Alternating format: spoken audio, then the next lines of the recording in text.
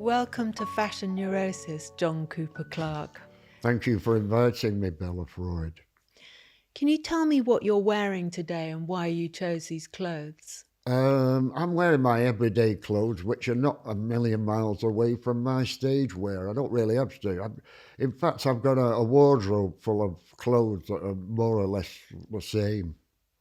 So I get dressed once and once only per day. But I do that very carefully. I would describe my appearance, my style of dress as careful. So what I've got on today is a pale pink Brooks Brothers button-down shirt, Oxford, a structureless jacket with a Peter Pan collar and a pair of black jeans and a pair of gunmetal grey Chelsea boots. The hat's good. Oh, the hat, yeah. The hat was a present from my daughter, Stella, and made by a woman called Irina Dretva. So, yeah, this particular model of chapeau was designed apparently by Nicky Six of Motley Crue notoriety. Nice. It's an excellent hat. It's a good hat, yeah. I occasionally have to take it off just to establish that I haven't fallen victim to male pattern baldness. No, you have the People always assume that I do anyway. If somebody suddenly starts, being a hat shop habitué. You have the most excellent hair. Do you take care of it yourself? I've got terrible hair. I've never liked it, but at least I've got hair to hate. Yeah. And do you keep it dark or do you go to someone who... Well, I've started to let my natural chestnut show through. I used to go for the blue-black, Superman shade. To match your suits. Favoured by most people in the business. And what was the first piece of clothing that made you feel different, as though clothes had power? Oh, that would have been my first Italian-style suit, which I got for my Uncle Dennis's wedding. There was only one kind of suit that was acceptable in around 1960, 61. And they called them Italian suits. It was a sort of boxy jacket with no vents, 3-button coat, tapered trousers, flat front tapered trousers. So the sort of Ivy League, or what they would have called in America a continental suit. Wow. Kind of Mediterranean style, 3-button narrow trousers. And that was... with a high break. Oh, yes. A high 3-button with a high break. So yeah, that was great. Owning an article of clothing that I chose myself. I think that was the first time it happened. But the horrors of having to wear pullovers that your auntie bought you and things like that. Awful. I've never been really much of a pullover guy. You mentioned that when you did buy them, that you went into the women's department. That's right, yeah. There was a firm called Etam. Oh, yeah, I remember that. Remember them? Yeah. They used to sell these, what they call skinny rib sweaters. And yeah, they were kind of very tubular. And, the clue is in the title. Yeah. With a vertical sort of emphasis.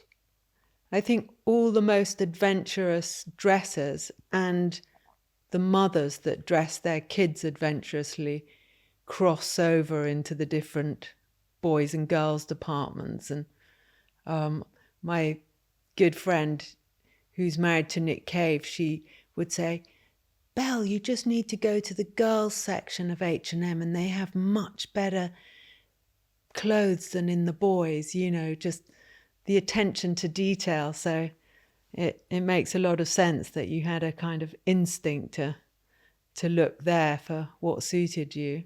Yeah, that's right. And Marks and Spencer's women's department did great sweaters, you know, in the colour palette was different to what was available to guys. All you could really get was sort of earth tones in the men's department. But, you know, for your Kingfisher blues and, what's that one? Taupe. Oh, gosh. You had to go to the chicks department for that. But the last time I went to a hairdresser's, I went to a chick's hairdresser. Well, Really? well, actually, it was unisex. It was in the 70s when, the unisex hairdressers was introduced to the high street. Because my hair's a bit kinky, you know, I used to go for that kind of Julie Driscoll haircut. You know, kind of suede head girl. You know, so I kind of had it, you know, that suede head girl haircut with kind of feathered bits at the sides and sort of ratty, a bit ratty at the back, but layered. Yeah. God, that's such a good idea. When it comes to the haircut department, yeah. They're much more brutal in the men's department, really, I suppose, aren't they? And you described your dad as looking a bit like a detective, and I wondered what his style was like. And oh yeah, he had a kind of iron grey sort of buzz cut. Wow. You know, short, and an accountant at a tailor's. So he had his clothes made. It was quite again, you know, he always had a coat on. You know, he wasn't really the pullover type either. So, but the default picture of my dad out and about would be in a 3/4 Macintosh and one of his suits underneath it, and a pair of pebble green brogues. Wow, quite specific. Yeah, specific. Yeah, careful dresser again. You know, like myself, really. Yeah, but he did look quite sort of. You know, he could have passed for a criminal or a detective, a successful criminal. Yeah. Or a high-ranking detective. It's a very or good. a hard-boiled private eye. Like Mickey Spillane. Have you ever seen a picture of Mickey Spillane? I don't think so, no. Well, he always featured photographs of himself on the back of his pulp novels featuring Mike Hammer. And it was obvious that he wanted to be conflated with the hero of his books. So he would be wearing a raincoat, iron grey buzz cut, you know, Irish American tough guy look. Such a good idea. That's sort of what my dad sort of went for, I guess. Yeah. All his pals were spiffy dressers actually as well. And I've loved reading your memoir, I Want to Be Yours, and you talk about your love of comics as a child and comics, Rupert the Bear and Rupert Mad Bear, magazine as well. And I got quite a lot of influence from clothes, from comics. And even you talked about Woman and Woman's Own. Yeah. So good. Well, if you put any printed matter in front of me, I would have to read it. And that went for, you know, my mum used to have it delivered at Woman magazine and Woman's Own.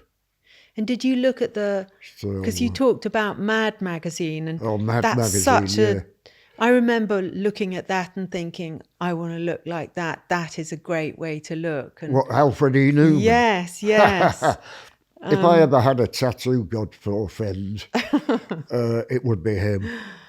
In fact, I think that's the fly page of my book. I think features "What Me Worry."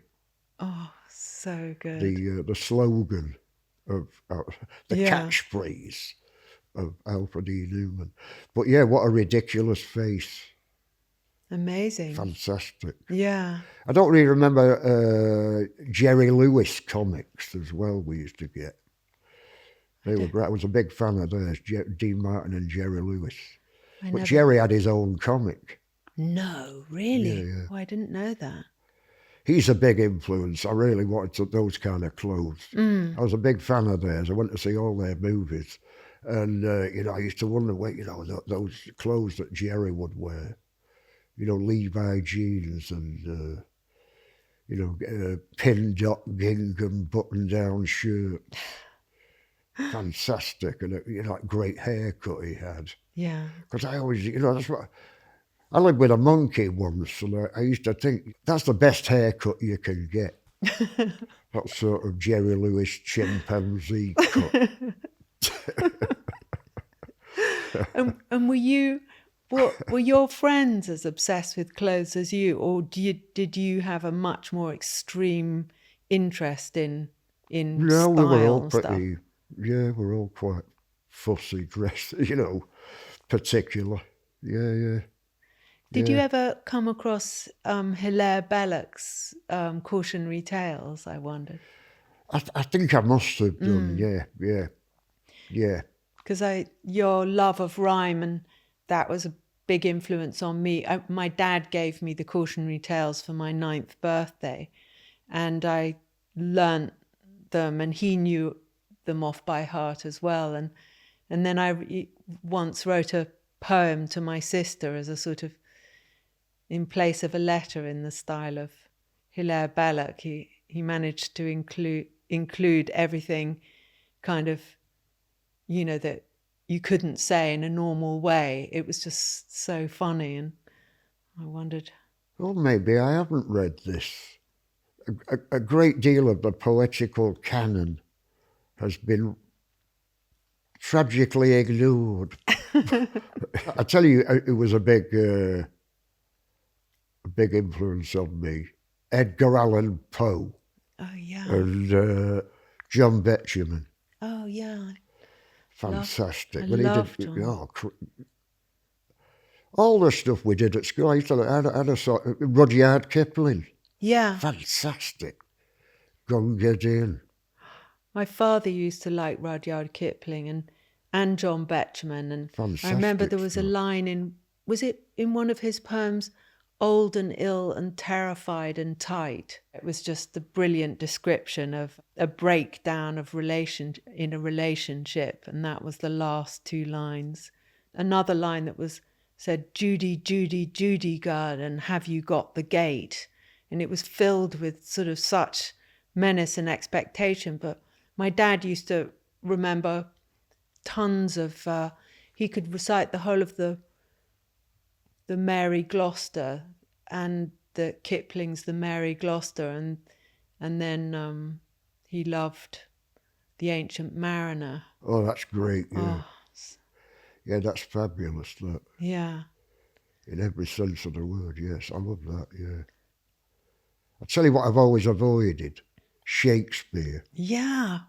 Yeah, it's just a hole That's so many interesting. gifted people just get stuck in. Isn't it, I don't know what I've got against. I mean, Henry V with Laurence Olivier, the movie. Yeah, great. Fabulous. It seems very difficult to maintain any individuality within it. It's so powerful that it just makes people disappear slightly. Well, yeah, that's exactly what it does, yeah. But I don't read much poetry anyway, to be honest. I like Pam. Pam's great. Pam Ayres. Yeah, fabulous. Yeah. She's a really good broadcaster as well. Those shows she did on the Cotswolds. I didn't think I was at all interested in the Cotswolds until she did those TV shows. Fantastic. I watch all of them, do you? Michael Portillo's Railway Journeys. Fantastic. I've never... There's a guy that reinvented himself. I know. He's terrific in that show. He avoids every cliche. He goes places and he never, what I mean? He's like Jonathan Meades in that respect. He's another one. There's no such thing as a boring place. He's very fixatory. So comics, yes, I read a lot of comics, and one question has remained with me since the first comic the first action comic anyway that I ever read.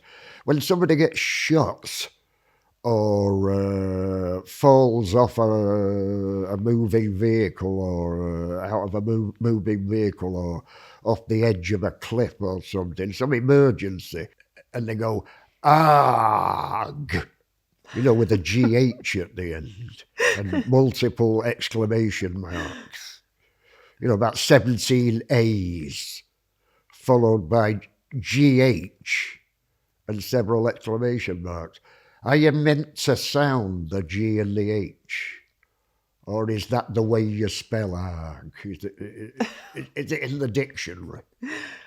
With the GH is silent, like, tough or through, or do you know what I mean? Yeah, I'd never questioned the idea because it's not a word.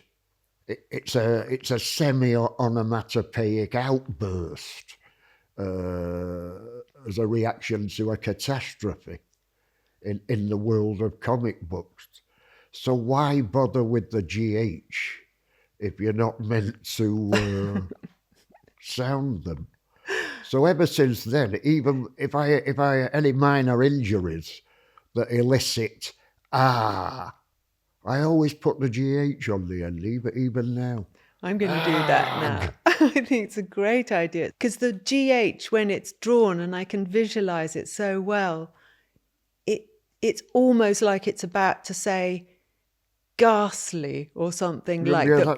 Ghost at the beginning of another thing that gets cut short when it hits the ground or dies. Arg, that. But I'll have to draw it. I'll have to practice. I personally sound the GH. I'm going to copy you. I like it.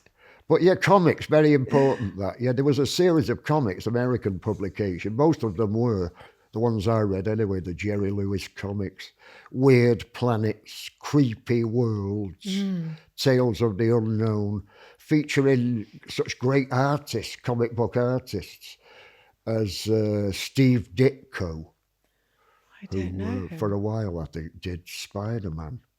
Oh, really? But then he was just a staffer at Creepy Worlds. And he'd obviously seen Citizen Kane and never forgot loads of extreme angles, unorthodox angles and close-ups of people sweating. Half a face, half a sweating face. So genius. And somebody entering the room behind their back, visible to you over his shoulder. Real paranoid urban comic book art. He was the governor, actually, Steve Ditko. But most importantly, my literary education began with Classics Illustrated. They were all the world's classics, but in comic book form. Classics Illustrated, Moby Dick. Oh, right. Macbeth.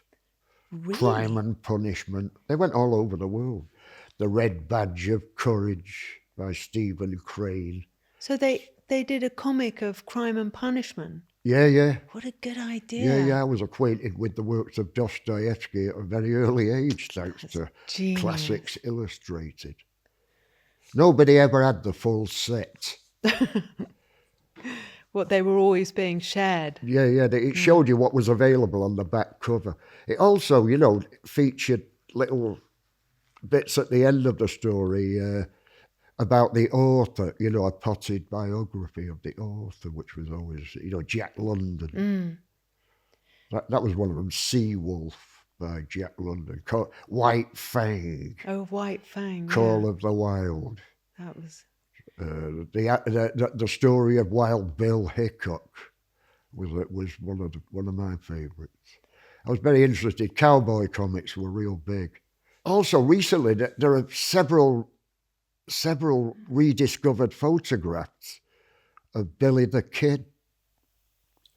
You know, think of Billy the Kid. There's Yeah. that one picture of him with it, you know, with a rifle and a gun just stuffed down the front of his breeches. But he was far more dandyish than that. They've discovered these two new pictures. One of him playing cards with two of his pals, and another one at a wedding with a croquet mallet, No. enjoying a game of croquet with his. And he hung out with Mexicans and dressed in the Spanish fashion a lot of the time. God. So that main picture that everybody thinks of when they think of Billy the Kid is not actually representative of how he liked to look.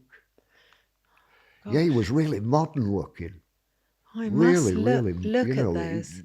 you wouldn't look twice at him today. Yeah. Really, really nicely tailored pair of trousers. Not too tight. Nick would have approved. Nick Cave. We ought to say, we should mention that I'm breaking all of Nick's sartorial rules.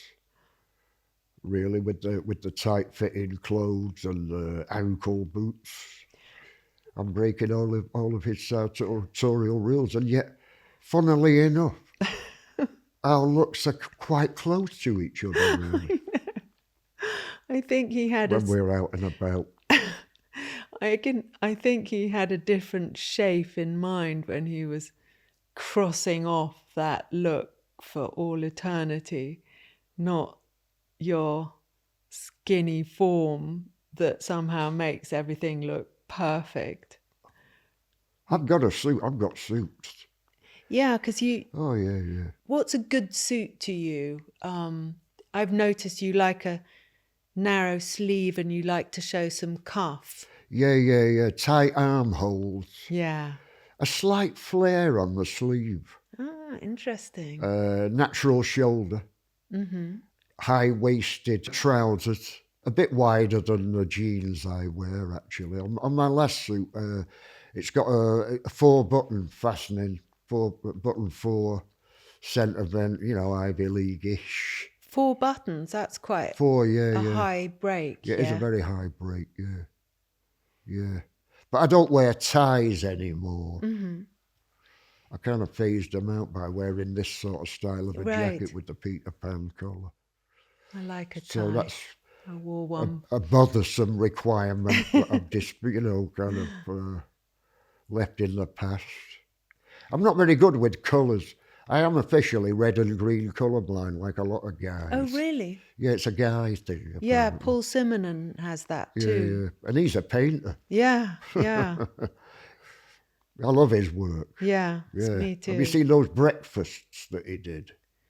I've seen landscapes. He But did a series of paintings of British breakfasts. Oh, that's such with a gingham tablecloth. And every one of them's got a copy of the Daily Mirror. So with a different headline. Oh, brilliant! Oh, no, it's So it's a great series of paintings that he did. It's a very gifted painter. Yeah. If you're feeling low, are there certain clothes that you like to wear? I'm a person of I like to think I got a cheerful disposition, so I don't think. No, like I say, all of my clothes are. They're all the same. My pajamas. I can't wait to get into my pajamas. Straight after tea. Really? Straight after tea, baby. And what are they like, your pajamas?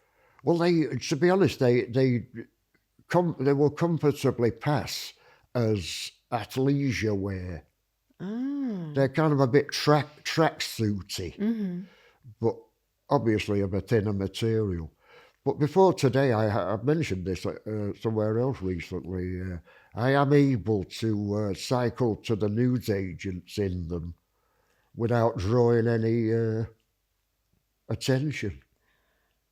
You know, I just look like I'm out and about in a tracksuit kind of thing, but they're actually my pajamas. Yeah. I would have imagined you in more spivvy pajamas for some reason. What kind of pajamas would you imagine me in? I would imagine you in something with a very cool stripe and a piping. Oh, what the candy striped flannelette type?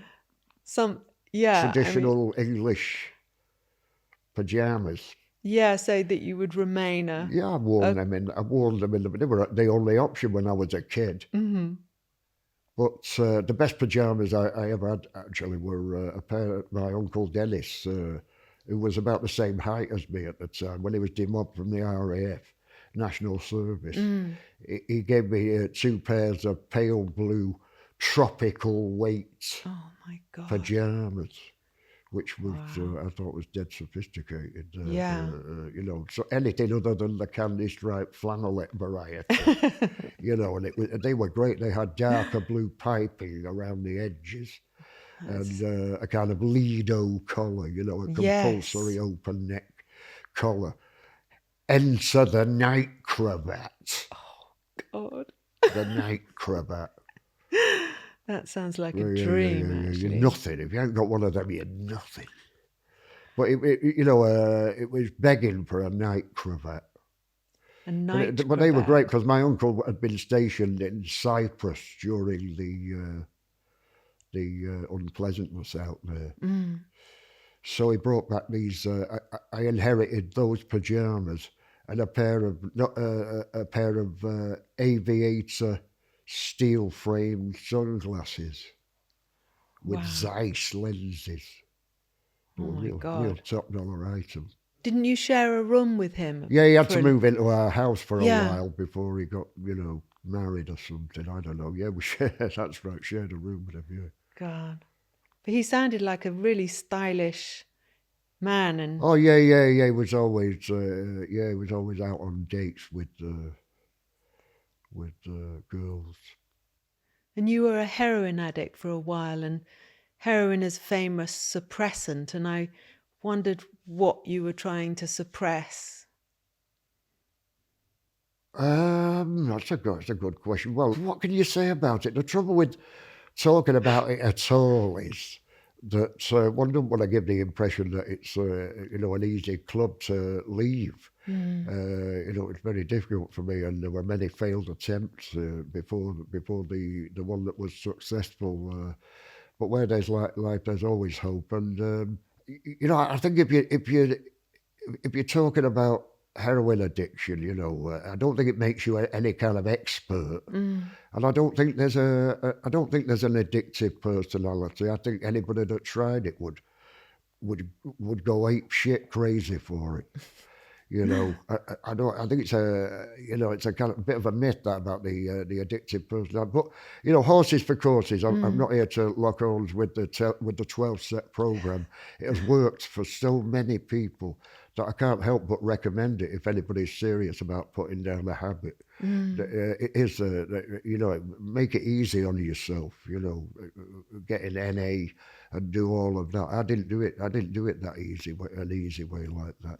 But I think if you go on,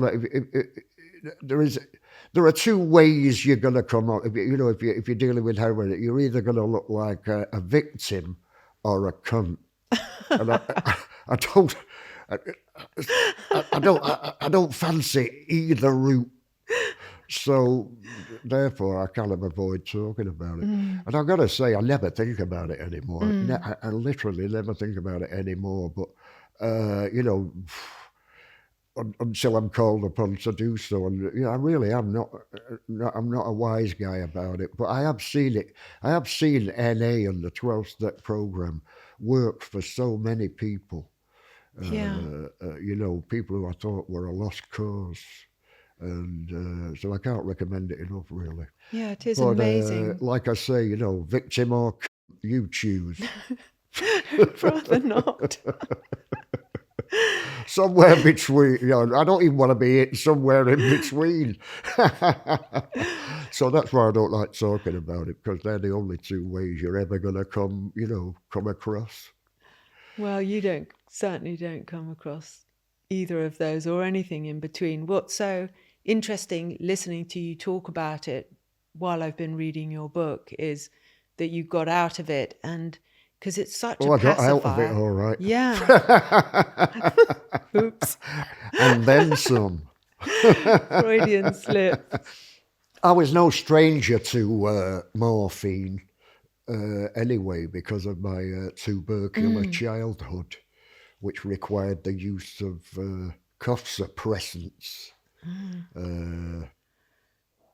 you know, featuring morphine. Amazing. So it was a kind of recognisable, you know, kind of state. Yes. For me. Do you think your body had acquired a little I think I was memory? morphine deficient, and that's how come I fell foul of the substance.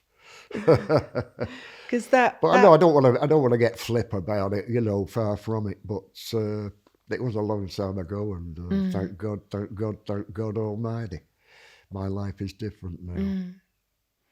Because that's when your friendship with Nico revolved around. Yeah, she didn't help my recovery very well, moving in with me, actually. You know, she just got back from Genoa. Gosh, what was she doing there? Doing some shows there, and but we stayed in most of the time. You know, we always lived a fairly quiet life. You know, and she was always very much her own company, Nico. You know, she had a career before she was ever in the Velvet Underground. I remember her being on Ready, Steady, Go, singing. She was on the Immediate label, you know, Andrew Lou Golden's record label, Immediate, which had a really good roster of acts. And Nico, who came across as a kind of winsome European folk singing beatnik chick. And you know, she did that song, didn't she? I'm Not Saying. That other lovely number she did, I'll Keep It With Mine, written by Bob Dylan for her. Wow, gosh. Great song, enigmatic. Because you had one on your Desert Island discs. Did I have that on? You had one of them that that would have been that it. I wasn't I'll Keep familiar. It With Mine, yeah. It was amazing. Yeah, terrific song. Yeah, she's a big pin-up in the fashion world, Nico.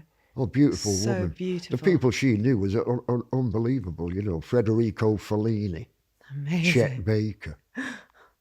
You know, but she wouldn't make a big deal out of it. Yeah.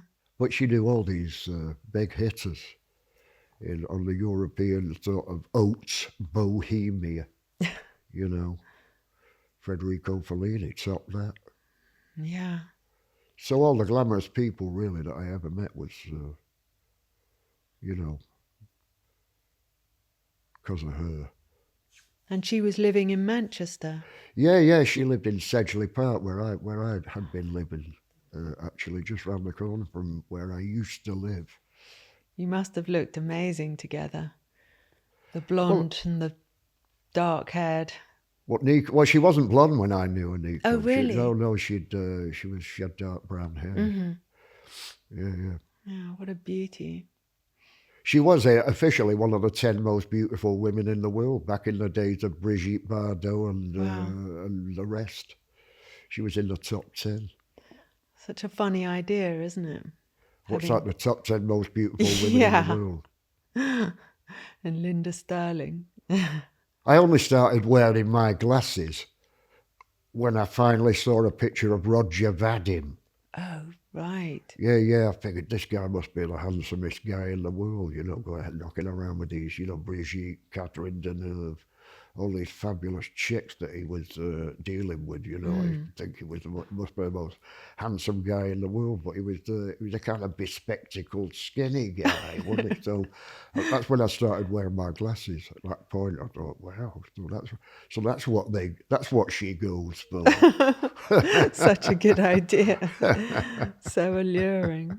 Also, I remember your poems and Linton Kwesi Johnson when I was a teenager, and it was such a big thing for me, you and him, because there was so much anarchy, kind of the feeling, not there necessarily was, but this kind of nihilism and this defiance. But then you and Linton Kwesi Johnson were somehow giving us language, and I wondered, how did your work together come about? I met Linton actually in the company of John Lydon. Oh, right. A show at Bellevue Gardens, doesn't exist anymore.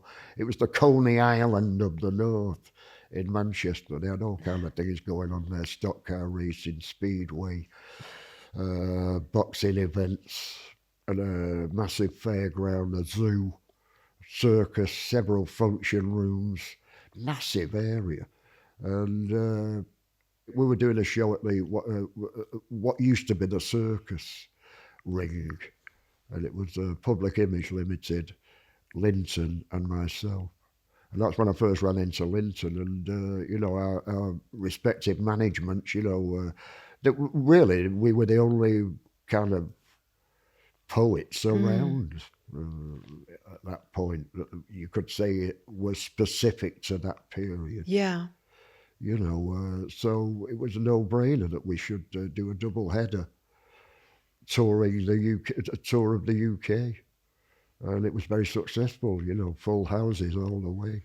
Yeah, I can Very imagine. successful. We were great because we were, you know, we were very different in our approaches. You know, so that was, you know, there was a great deal of light and shade. Yeah. It was a good show. You know, it was a great show. Yeah, you seem good together, I must Yeah, say. we It had was it. I really thought it was strong. very. I wish it could happen again. He's playing with you in Manchester, is that right? Yeah, he's making an appearance at the Yeah. Co-op Live show on the 29th of March. Fantastic. Yeah, it's going to be great. I liked how much Johnny Rotten hated hippies, and I remember seeing him on TV saying he hated them because they were complacent. And I read that you, in Manchester, no one trusted a hippie. Yeah, without a doubt. Yeah, they've had Yeah. it their way for too long. And let's face it, in the fullness of time, it's apparent that they were wrong about everything. So, you know, he was quite prescient there, Johnny. They were, Yeah. they were overdue a bit of a mauling, let's face it, hippies. All, you know, one bad idea after another.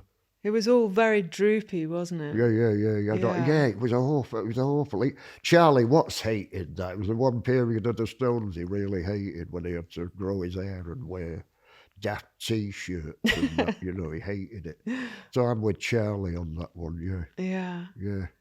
I remember as a child, you know, the adults, like my mum was a hippie, but I really didn't trust them because it was all so messy and vague. You're messy. And, Yeah. Yeah. I know what you mean. Punk was great. Yeah. And if only they had been complacent, you know. But they weren't, were they? They really kind of pushed the envelope. Yeah. You know, what have they left us? Vegetarianism and the drug culture. Cheers. And lousy clothes. Thanks. I'm trying to think of one good thing about them.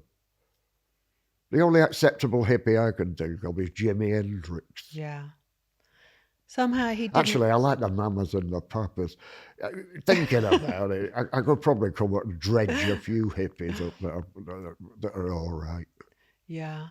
I mean, the great thing about having a prejudice is undoing it, isn't it? Yeah, it It's is really, realizing yeah, how yeah. wrong you are. My dad used to use the word discriminating, Yeah, but yeah, as yeah. a But it's not the same thing. Yeah, Prejudgment. yeah. Always judged by appearances. That's isn't that what we're talking about? Yes, Here? You know, clothes. You know, I mean, I always look the same, but I am a careful dresser. And I take my chops from James Brown here.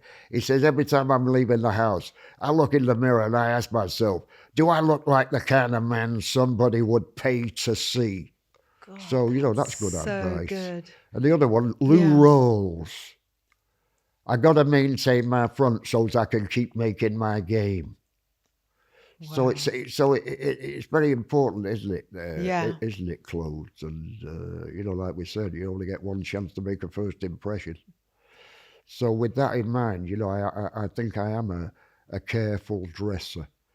But I'm trying to think of anybody that I could say made the hippie look elegant.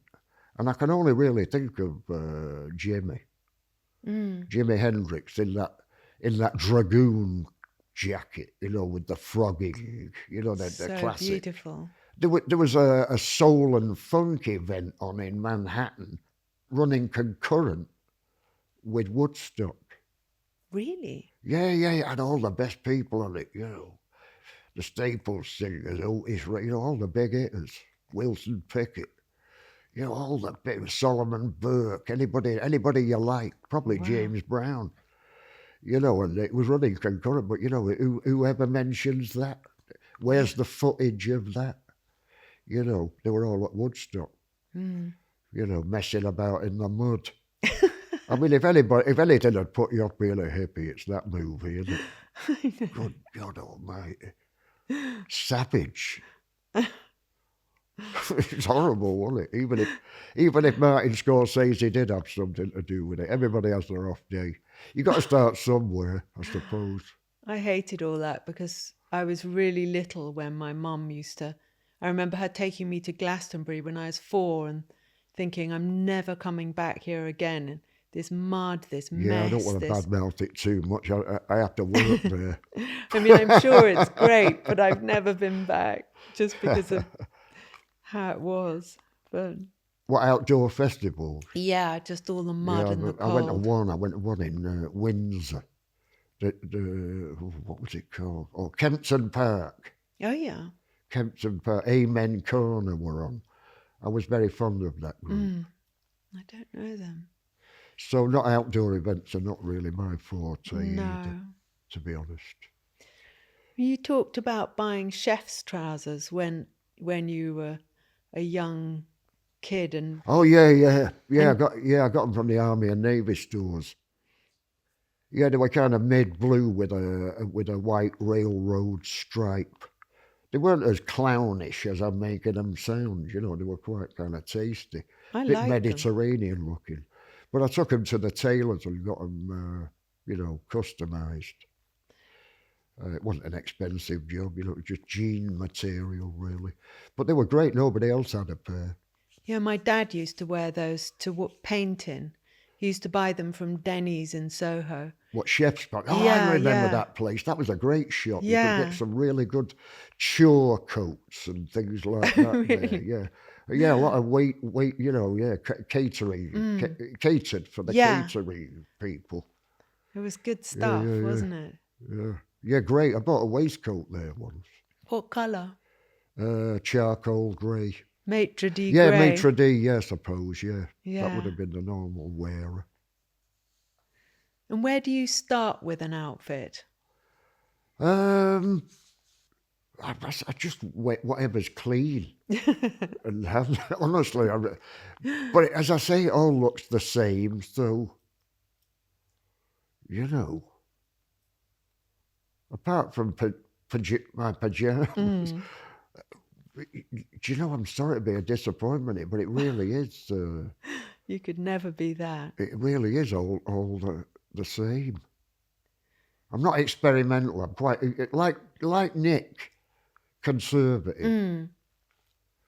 And as I say, being colourblind, you know what I mean? I don't like to. Also, being on the road, you need a capsule wardrobe. Yeah. That's why I always have Oxford shirts, for instance, because they don't need ironing. And, unstructured coats like the one I've got on here, it's got the same structure as a shirt. Yeah. But, it's they elegant, don't, again, they don't sort of need pressing and they don't take up much room in a suitcase. So it's really all logistic. It's logistics that dictate. Yeah. But I do have a suit for weddings and funerals, that are bespoke. My latest suit is the 4-button number that I just referred to earlier, courtesy of my tailor, Sir Tom Baker. Sir Tom Baker. Yeah. I know him. I bet you do. In fact, when tall lad. Yes, with reddish hair. That's him. Yeah. Gosh. Yeah, I've known Sir. him. I've known him for centuries. Yeah. He never looks any older. No, he does look very baby-faced. Good tailor. Oh, he's fabulous. I remember meeting him in the 90s. He even did a bit of work for me, I think. Yeah. Is that when he was on Berwick Street? Yeah. Yeah. Yeah. He's in Fitzrovia now. Oh, Gosh. Yeah, he moved to Darbley Street for a while. Yes, that's what I remember. But he's him. always been West End. Mm-hmm. He's just finished doing a load of coats for the Sultan of Brunei. Oh, gosh. Cloaks, James Brown style. Yeah. If you fancy someone and don't like the clothes they're wearing, does it kill your attraction? If I fancy somebody, I don't fancy anybody. I'm a married man. My wife will fucking kill me. What about her? But would there? Oh no, most women dress great, don't they? You very rarely see badly dressed women. I don't think. Do you have like a pet thing that you find kills your... I never used to like, when I was a kid, I never used to like girls in those, they used to call them gay slant step-ins. Gosh, what are they? They were nylon ski pants. Oh, I love with those. a stirrup. Yes. Yeah. Yeah, I didn't care for them very much. They were kind of weird at the back. They didn't crease up at the back of the knee. No, they had a sewn-in they had a sewn-in seam as well. Did they? Yeah. Look at your face. So they kind of... their legs reminded me of that robot in The Day the Earth Stood Still.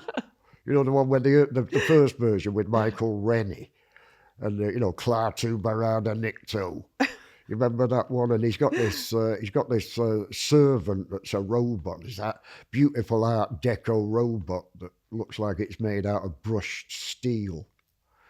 But there's the odd shot of the back of its legs, and it's got it does that thing that those ski pants do.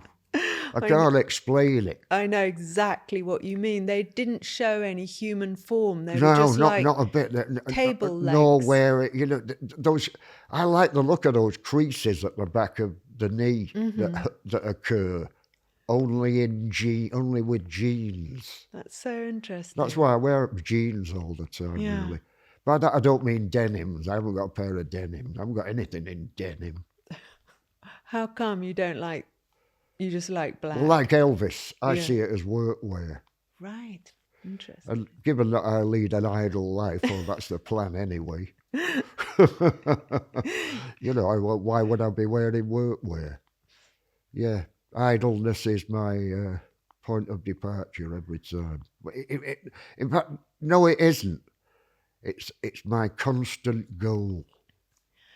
You're very productive for an idle For an person. idle guy, yeah, I do a lot of work. Yeah. But it looks like idleness. Yeah. You've got to believe me. Try convincing, but there again, I live in a crowded house. And, if you're burdened with a conscience, sooner or later you're going to volunteer, do you need any help with that?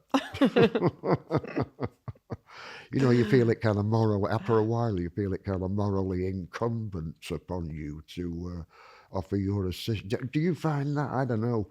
Idleness, it's very difficult to sustain. Yeah. And yet it's a minimum requirement in my profession. Yes, as a poet, it's an important absolutely. demeanor. Minimum requirement. I suppose your brain is never idle. It's constantly active and coming up with great... Try stopping it, eh? Yeah, I'm not a very good subject for hypnotists. Have you ever tried it? For that reason. Yeah, I'm not very good. Those relaxation exercises. I remember in the drug clinics, in the last drug clinic I was in, they had this hour of relaxation. I think it's in the book, isn't it? Yeah. And I just couldn't take it. It was winding me up, something rotten. So I had to sort of play basketball on my own. Shoot a few hoops. I find the sound of the waves, as soon as it comes on one of those tapes, I just feel anxious. Anxious, yeah. Yeah.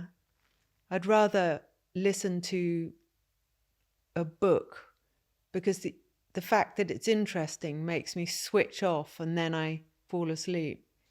And then if I wake up in the night, I hear a snippet of something interesting. And what, with an audio book? yeah. Oh, that's a good idea. Yeah, it's quite a good technique. Getting bored to death by somebody's life, bored to sleep. But it's the opposite somehow. No, it is. Interested makes you switch off from those kind of, that kind of hardwire of, not being able to turn off your thoughts. I wondered if you had a style icon. Is there anyone who you look up to now?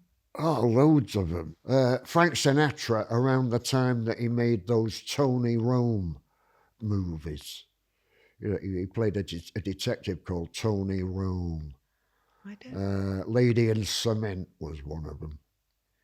I just remember the man with the golden arm. That was... Yeah, he looked good in that. Yeah. But it's after that. It's a couple of years after that. So mid-60s, 65, something like that. And he's wearing lightweight. They're set in Miami. So he's wearing a lot of...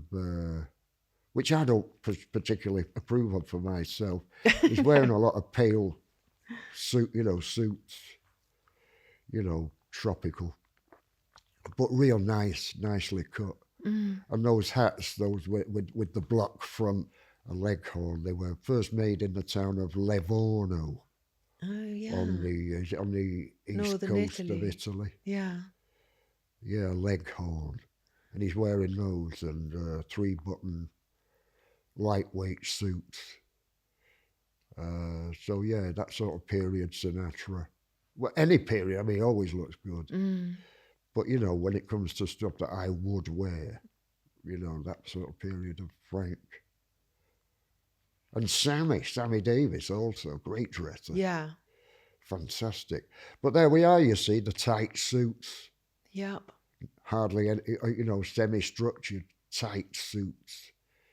Nick wouldn't go for it. Well, he goes for... And, because you're not going to look like Elvis, so forget about any of that sort of hyper, Elvis got a lot of advice from Liberace. Did he? Yeah, he went round his place just to see, how he should present himself when he was doing the Vegas shows. And I think that's when he got into the jumpsuits. That's a brilliant idea. Yeah. So establishing a whole new image for the king. Have you ever walked in a fashion show? No, I haven't. No. I was asked to once by Oswald Boateng, who's a tailor actually. That I know him. I love his stuff. He's great. It's right up my street. That sort of Mad Men. He was making those sort of Mad Men suits, one of those Madison Ave. All the stuff I like, Brooks Brothers, Shark Skin, Ivy League, all the stuff I like. He was a specialist in that for a while in the 90s, wasn't he? Yeah, he's a really good tailor. Yeah, Oswald. Love his stuff. But you said no, or you couldn't do it? It never went anywhere. It's just one of them things. Anytime, he just said, you've got to do some modelling for me. I said, anytime you like, Oswald, just say the word. It never came. The car never arrived. But it was at a party given by my friend Stephen Webster. Do you know him? Yes. He's a goldsmith. Yeah, I know. He's great. He's a lovely great guy. Fabulous. A very good friend of mine. Yeah, he's a really nice man, I must say. Very nice person. And a great goldsmith. Have you got any of his stuff? I've just got one earring. Oh, well, yeah. I just bought one. So you're the great bard of our time, John Cooper Clarke. Do you write a good love letter? Well, I don't really. I don't think I've ever done that. But I do write a good love poem, on Valentine's Day. Ask my missus, I always come up with something. I think poetry is the language of love. And if I'm dealing with that subject, I deal with it in that way. It kind of, say no more. I want to be yours. For me, that is, you know, that's a terrific love letter to, you know, and as it has been proved, you know, it is the wedding favourite of the 21st century. Is it The number really? of people that have told me that they read that poem at their wedding ceremony is incredible, all over the world. Fantastic. It's the So best. that's how I deal with love through the medium of poetry. I've often been asked, though, if I consider myself to be a romantic, and my answer's always the same. Do I consider myself to be a romantic? To a sadistic degree. That's the most romantic statement I've ever heard. Well, thank you so much, John Cooper Clarke, for being on Fashion Neurosis. My pleasure. I feel unburdened somehow.